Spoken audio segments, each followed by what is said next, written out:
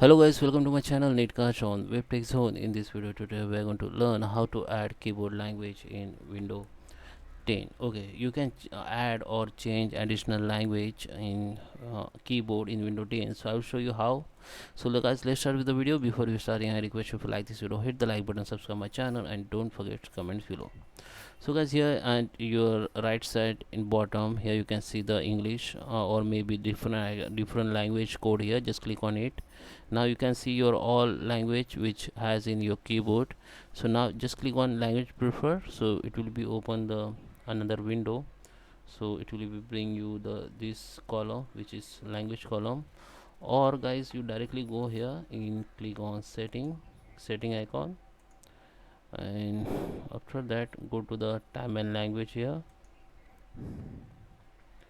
and now go to the language, click on language, and here you can see the your language. Okay, app and website will appear this first language, the list of the support. Okay, so this is language already added to your keyboard.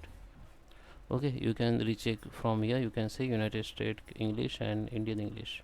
Now if you want to change another language, then just click on add language here, and now you have to search language. Let's search like Hindi one. Okay, just click on it and click on next, and it will be search. Okay, now install the language pack.